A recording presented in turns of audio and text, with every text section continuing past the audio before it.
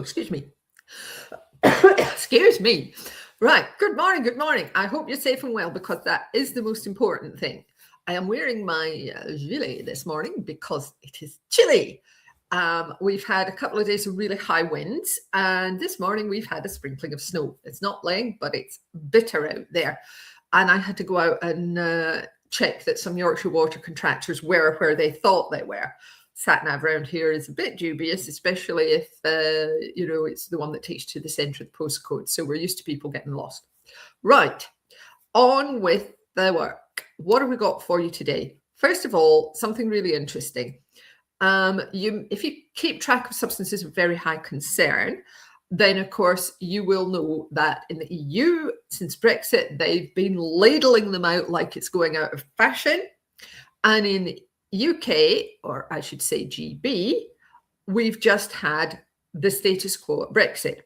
This is changing, partly because there's been a sea change in policy at DEFRA.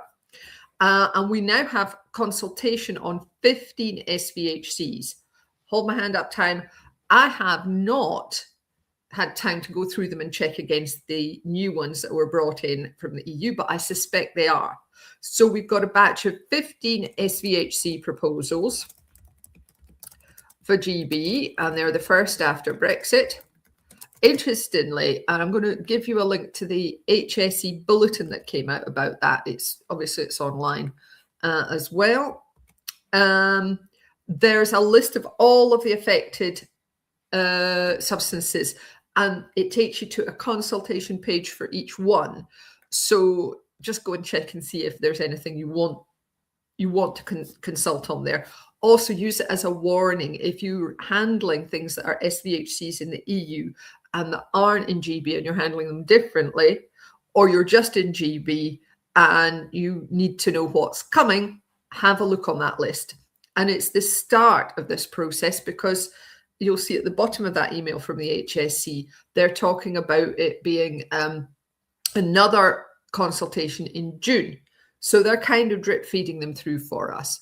But yeah, I'm hoping we may see a bit of convergence there, just because it makes life easier for everybody. However, the HSE have been quite clear. They're only going for SVHC status for substances that there is the technical, the chemistry says there is an issue. They're not just going to put them on for political reasons. So I think we can still expect maybe a bit of difference between the two lists in the future. But for the time being, this is where we are. And remember, if something is not an SVHC and it becomes one, it goes on the candidate list, that triggers a number of duties like disclosure on the safety data sheet.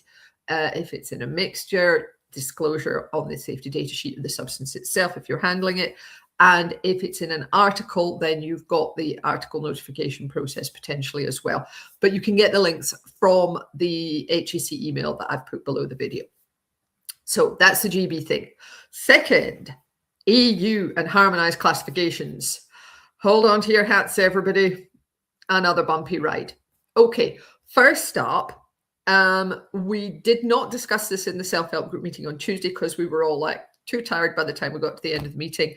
And Mick Ragg and Ali Potts both sent through some information.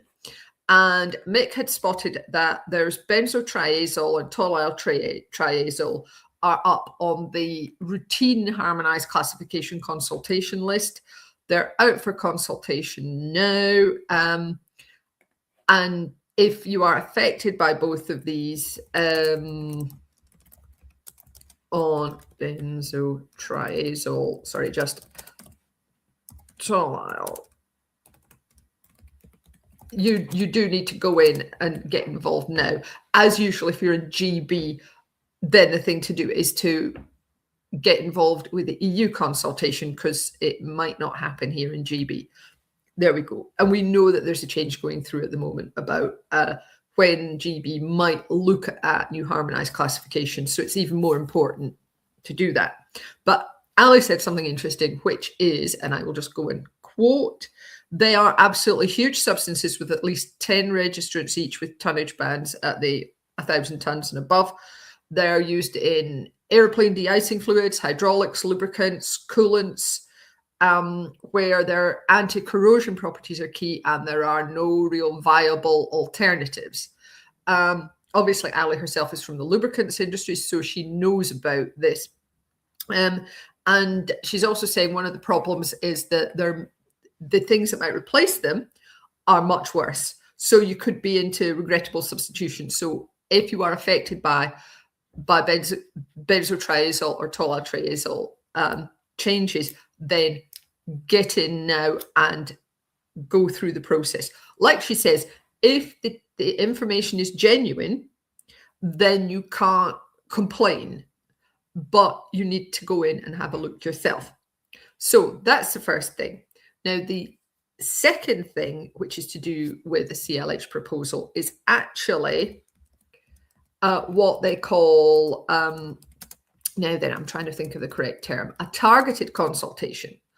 And I've given you the link to the regular consultations, and I'm going to give you the targeted classification consultation, which I'm going to put below this video now because it doesn't appear on that list, and it is for glyphosate. Glyphosate as a carcinogen. I need hardly tell you that there is such a lot of fuss around glyphosate. It's been targeted quite unfairly, in my view, by the chemophobia brigade, or the people who want to make sure that there aren't decent herbicides.